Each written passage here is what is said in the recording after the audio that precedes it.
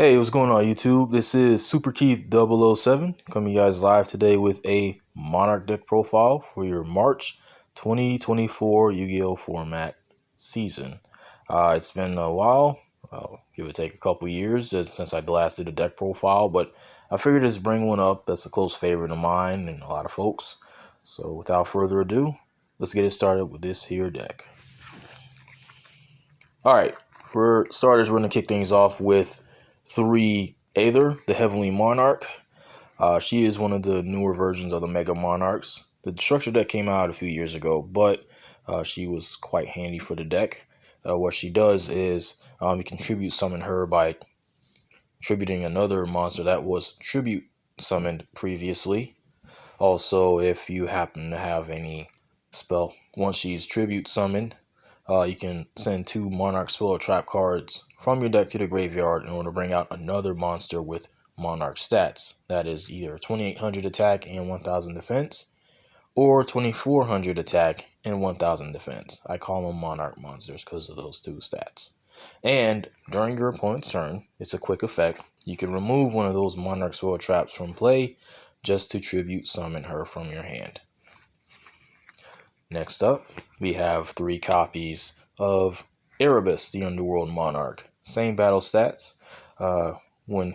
same summoning mechanic like Aether. However, when he is tribute summoned, you can send 2 Monarch spell traps from the deck to the graveyard to shuffle any card that is on your opponent's side of the field, their hand, or graveyard back into the deck.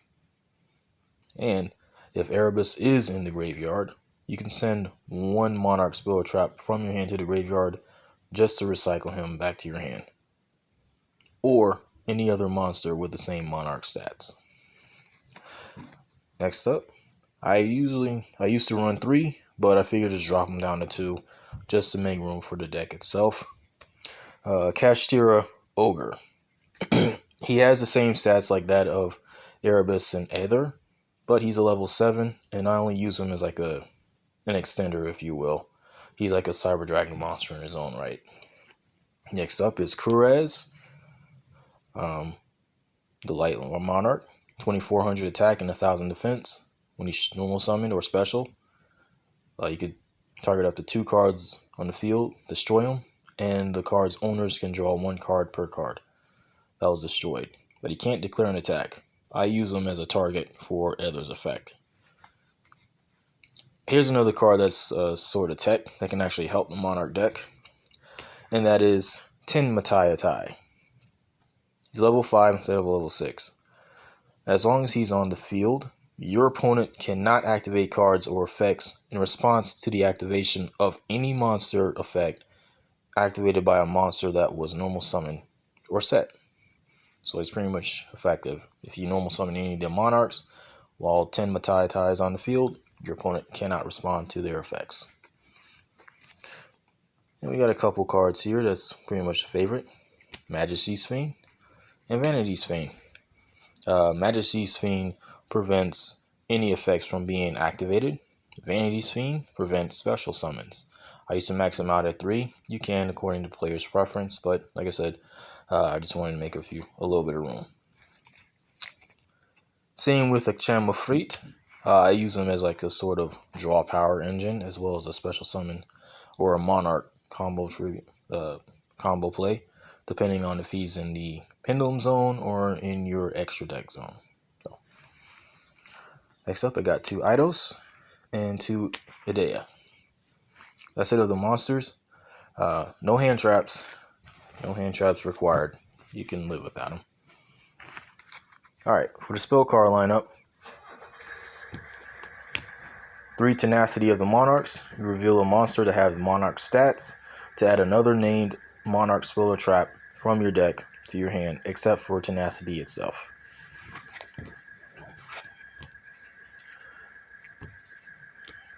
3 Pantheism of the Monarch, where you discard one of the Monarch spell or traps to draw 2 cards.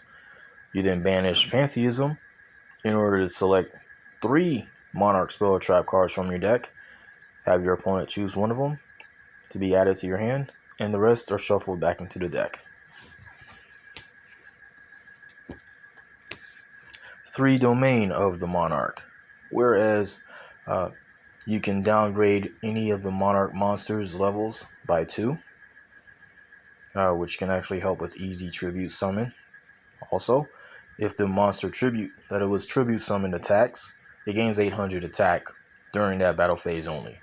Also, thanks to this field card, as long as the tribute summon monster is on the field, your opponent cannot summon any monsters from the extra deck.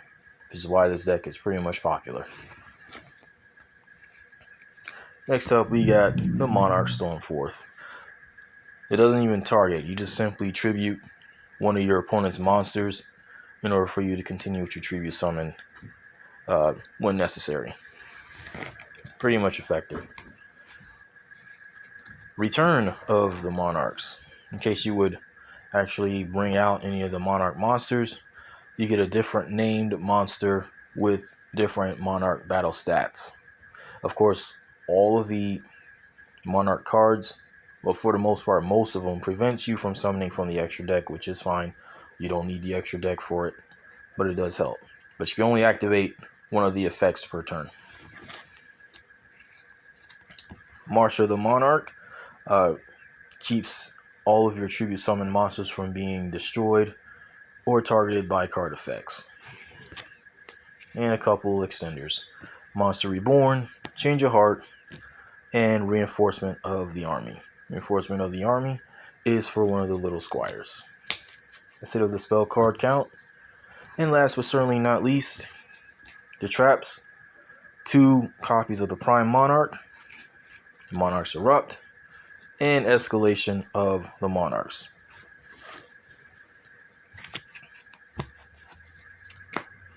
That's it of the main deck itself. Some extenders if you want to add any of the cards. The Shadowfire Monarch is the newest Monarch monster. He's an interesting monster in his own right that you can actually add if you have both original Dark and Fire Monarch monsters in your deck.